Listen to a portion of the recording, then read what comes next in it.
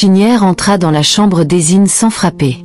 Elle se mit à rire en la voyant pleurer. « Maman, tu pleures là? Je n'ai même pas commencé et tu pleures. Prépare-toi pour un tour avec moi. Tu regretteras certainement de m'avoir amenée ici, méchante vieille femme, hurla-t-elle. S'il te plaît, Chinière, fais tes bagages et quitte la maison de mon fils, supplia Ezine, levant son visage en larmes pour regarder Chinière. Je t'ai présenté à mon fils parce que je pensais que tu étais respectueuse et calme. C'était une erreur. S'il te plaît, pars, supplia Ezine. Chinière se mit à rire une fois de plus. Prépare-toi, maman, tu es coincée avec moi, dit-elle doucement et sortit de la pièce. Immédiatement, Chinière sortit de la pièce. Le téléphone d'Ezine sonna. C'était un numéro caché. Elle décrocha l'appel avec son doigt tremblant. L'appelant n'attendit pas qu'elle parle avant de parler.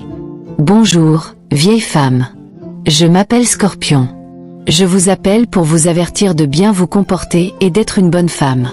Sinon, je prendrai la vie de votre fils. » L'appelant a continué à décrire Hassan, sa compagnie, sa routine et plusieurs autres informations, essayant de prouver à Ezine qu'il connaissait bien Hassan et avait suffisamment d'informations pour le retrouver. « Je ne comprends pas ce que vous voulez dire. S'il vous plaît, qui êtes-vous et que voulez-vous » demanda Ezine, tremblant visiblement. « Chinière est membre de notre secte et elle s'est plainte auprès de nous que vous menacez de la chasser de la maison de son mari.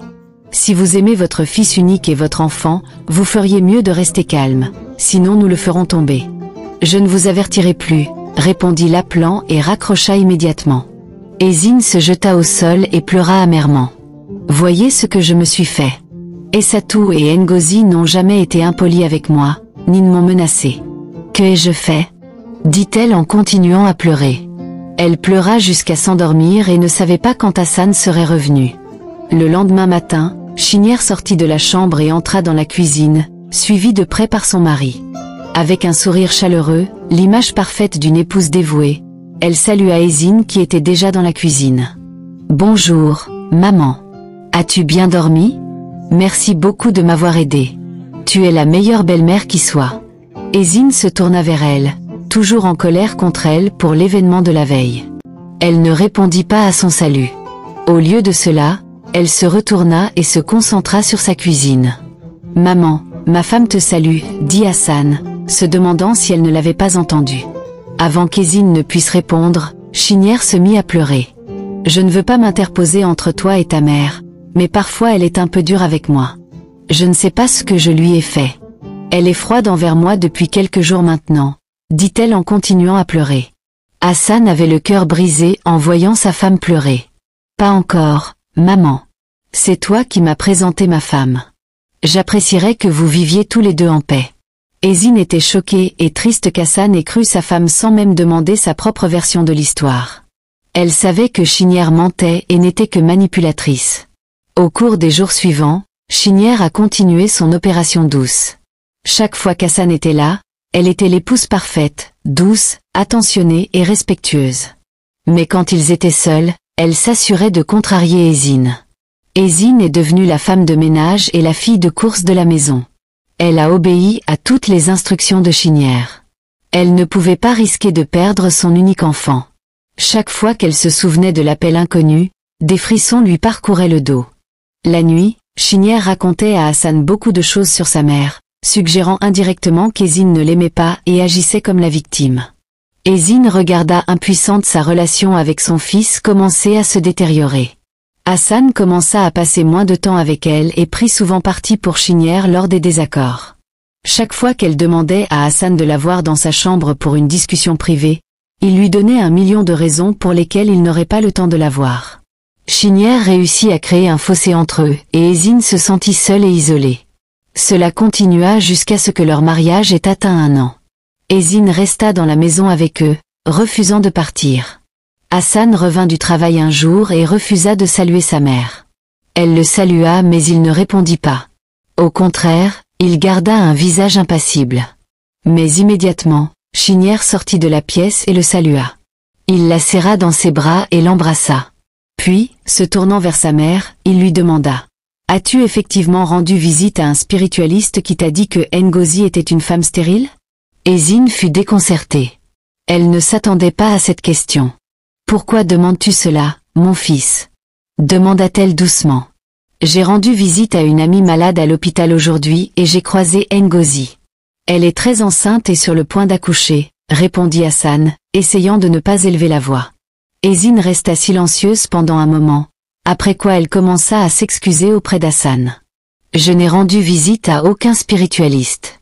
Je voulais juste que Ngozi quitte cette maison et honnêtement, je commence à le regretter, » dit-elle en jetant un coup d'œil à Chinière qui détourna rapidement le regard. Secouant la tête, Hassan se rapprocha de sa mère. « Mère, tu me dégoûtes en ce moment. Tu vois Chinière ici ? Elle me complimente tellement bien. Si tu as une plainte à son sujet, avale-la gentiment. Elle ne va nulle part. » Il entra dans leur chambre, laissant Ezzine choquée et pleine de regrets. Ezzine courut immédiatement dans sa chambre et se mit à pleurer. Elle appela son amie et organisa un rendez-vous avec elle, espérant se confier à elle et obtenir de l'aide. Très tôt le lendemain, elle appela son fils et lui demanda pardon et il lui pardonna. « Je ne peux pas te détester, ma mère. Je ne peux juste plus jamais te faire confiance, » ajouta-t-il après lui avoir pardonné. La révélation d'Hassan donna à Chinière plus de pouvoir pour maltraiter sa belle-mère. 3 jours plus tard, Hassan se rendit à Port Harcourt pour un voyage d'affaires. Ezzine se rendit sur un marché en plein air, faisant des courses comme d'habitude. Un homme étrange vêtu d'une salopette noire passa devant elle et lui glissa une note dans les mains. Elle ouvrit la note et elle disait « Madame Ezzine, je vois tous vos mouvements bizarres. N'essayez rien de stupide. Mes hommes sont postés partout et je sais que votre fils est actuellement hébergé à l'hôtel Hilda à Port Harcourt. Son numéro de chambre est le 3024. » Ezzine commença à frissonner comme quelqu'un qui avait été trempé par la pluie. Elle rentra rapidement chez elle. La maison était inhabituellement calme lorsqu'elle entra, avec un faible son de musique provenant de la salle à manger. Elle laissa tomber son sac et se dirigea vers le bruit. Quand elle arriva à la salle à manger, ce qu'elle vit la déstabilisa presque. Chinière était assise à la table avec une cigarette dans une main et un verre de whisky dans l'autre. Elle jeta un regard paresseux à Ezzine, indifférente à sa présence. « Ah, maman, tu es rentrée si tôt, » dit-elle. Le choc d'Ezzine se transforma en colère. « Quelle est cette folie, Chinière ? Fumer, boire, dans la maison de mon fils ?» Chinière se leva et fit face à Ezzine. « Calme-toi, vieille femme. Ne fais pas comme si tu n'avais jamais vu quelqu'un s'amuser. Tu appelles ça du plaisir ?» La voix d'Ezzine s'éleva tandis qu'elle tremblait de colère. « Est-ce le genre d'épouse que tu es ?» Le sourire de Chinière disparut immédiatement. « Il est évident que tu ne sais toujours pas à qui tu as affaire. Maman, je suis Lady Cobra, une sectaire notoire. À l'époque où j'étais à l'école, les gens me craignaient. J'ai des relations partout. Mes yeux sont toujours surveillants. Un seul faux pas de ta part et tu regretteras de ne pas avoir gardé ta bouche fermée, » l'avertit Chinière. Ezzine se souvint alors de l'appel téléphonique d'un scorpion et de l'homme étrange qui lui avait mis un papier dans les mains. Tout commença à avoir du sens pour elle. Chinière devait vraiment être une sectaire, pensa-t-elle. Mais comment a-t-elle fini par vendre des produits d'épicerie et avoir l'air innocente, se demanda-t-elle. Chinière, es-tu vraiment une sectaire ? Demanda Ezzine, l'air terrifié. Le suis-je ? Veux-tu vraiment le savoir ? Essaie-moi et tu verras ce qui arrive à ceux qui me trahissent, lui répondit Chinière avec tant d'assurance. Elle retourna à la table à manger et continua à fumer pendant qu'Ezzine restait collée à l'endroit. Chinière prit un verre, le leva d'un air moqueur et dit, à une famille paisible, « Maintenant sois une bonne maman et nettoie la cuisine. J'attends des invités plus tard. » Ezzine lui obéit tranquillement alors qu'elle entrait dans la cuisine et commençait à préparer la nourriture. Elle ne pouvait pas risquer de perdre son fils en étant désobéissante. Après ce jour, la vie d'Ezzine devint encore plus insupportable. Chinière n'était plus douce dans son manque de respect. Elle affichait ouvertement ses vices, sachant que Chinière n'oserait pas la défier. « Penses-tu qu'Hassan te croirait si tu lui disais quoi que ce soit ?» Chinière se moqua un soir pendant qu'Ezzine frottait le sol de la cuisine. « Tu lui as déjà menti, n'est-ce pas ? Pourquoi t'écouterait-il » Les mots de Chinière blessèrent profondément, rappelant à Ezzine ses erreurs passées. Un vendredi soir, Hassan était toujours en voyage d'affaires. Ezzine venait de finir de ranger le salon lorsqu'elle entendit le bruit assourdissant de la musique venant de l'extérieur. Elle jeta un œil par la fenêtre et se figea. Un groupe de femmes légèrement vêtues et quelques hommes se dirigeaient vers la maison, riant bruyamment et portant des bouteilles d'alcool. « Qu'est-ce que c'est que ce non-sens » marmonna-t-elle en se dirigeant vers la porte d'entrée. Avant qu'elle ne puisse sortir, la porte s'ouvrit et Chinière entra, suivie de son entourage. L'odeur de fumée de cigarettes et de parfum remplit l'air. « Ah, maman, voici mes gens. Ils vont rester un moment. Nous sommes juste ici pour nous amuser un peu, » dit Chinière avec un faux sourire. Les yeux d'Ezzine parcoururent le groupe. « Dans cette maison? Es-tu folle, Chinière ?» lui demanda-t-elle. « Détends-toi, maman, » dit Chinière avec un sourire. « Ce n'est pas comme si nous dérangions qui que ce soit. Hassan n'est pas là, et je suis sûre que nous ne vous dérangeons pas. Où le sommes-nous » Ezzine ne put répondre. Le groupe la dépassa et s'installa dans le salon. L'une des dames alluma une cigarette tandis qu'une autre brancha son téléphone sur le système de haut-parleur, diffusant une musique assourdissante. La tête d'Ezzine lui martelait la tête à cause du bruit. Elle se précipita dans le salon. « C'est la maison de mon fils, pas une boîte de nuit. Éteins cette musique. » Mais le groupe l'ignora. Chinière rit. « Maman, tu es en train de te mettre dans l'embarras. Pourquoi n'irais-tu pas dans ta chambre et te reposer ?» Le groupe se mit à rire, ignorant complètement Ezzine. L'une d'elles commença à danser de manière provocante au milieu de la pièce tandis qu'une autre se versait un verre, en renversant un peu sur le sol. Ezzine se retourna et partit vers sa chambre, claquant la porte derrière elle. Dans la pièce, elle faisait les 100 pas, l'esprit en ébullition. Elle songea à appeler Hassan, mais rejeta immédiatement l'idée. Chinière avait clairement fait comprendre qu'elle ne reculerait devant rien pour garder le contrôle, et Ezzine craignait les conséquences de son refus. Des larmes coulaient sur son visage tandis qu'elle priait en silence. « Mon Dieu, aide-moi, s'il te plaît. Je ne sais pas comment j'ai réussi à me mettre, moi et mon fils, dans ce pétrin. » Après plusieurs heures, le bruit s'est finalement calmé. Ezzine sortit de la pièce et se retrouva dans un salon en désordre avec des bouteilles vides et des emballages de nourriture éparpillés partout. Elle attrapa un balai et commença à nettoyer, déterminée à trouver un moyen de mettre fin à ce cauchemar.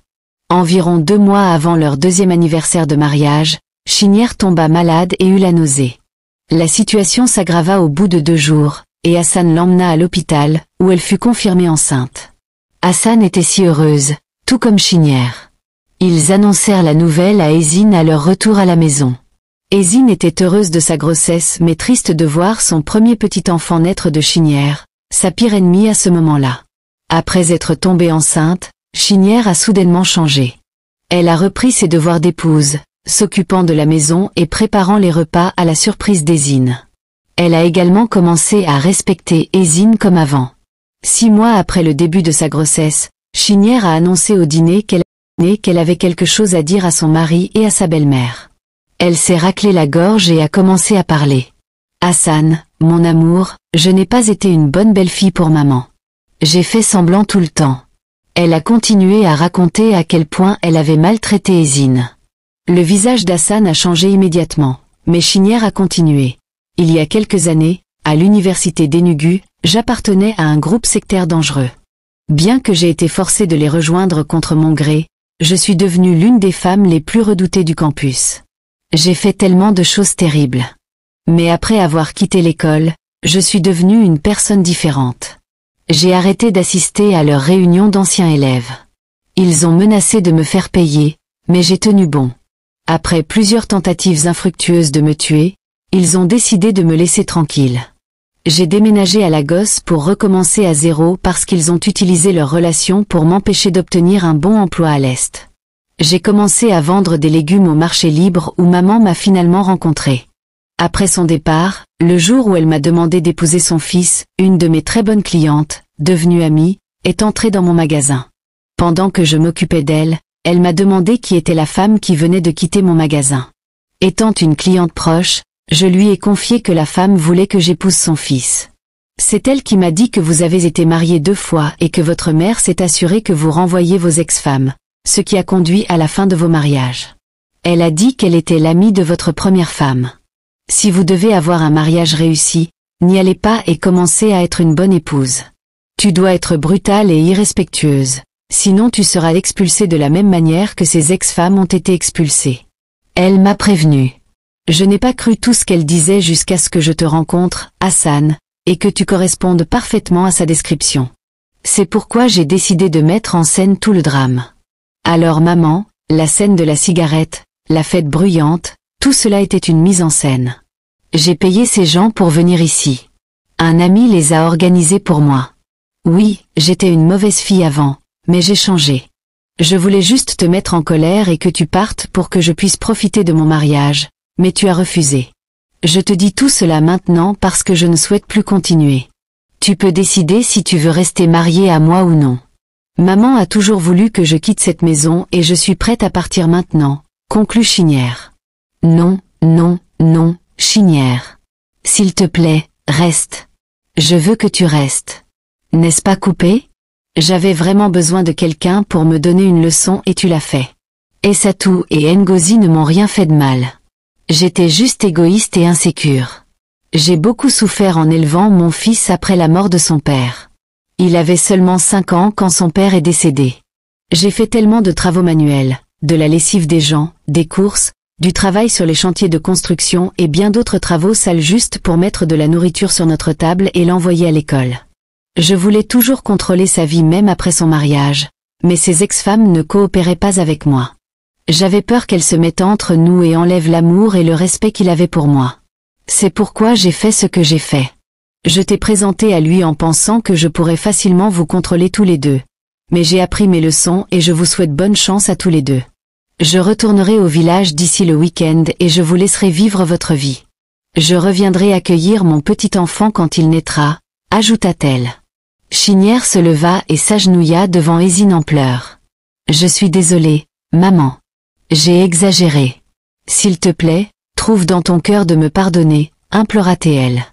Ezzine se leva, la releva et la serra dans ses bras. C'est bon, ma fille. Honnêtement, je ne suis pas en colère contre toi, lui dit-elle. Chinière a également supplié son mari et il lui a pardonné d'avoir traité sa mère de cette manière. 2 jours plus tard, Ezzine fit ses valises et retourna dans la maison que son fils avait construite pour elle au village. Chinière et Hassan continuèrent leur vie et leur amour l'un pour l'autre continua de se renforcer.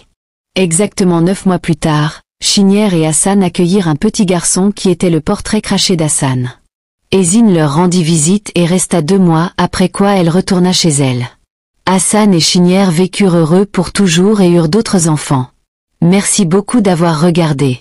Je vous retrouve bientôt avec une autre histoire palpitante. Au revoir pour l'instant.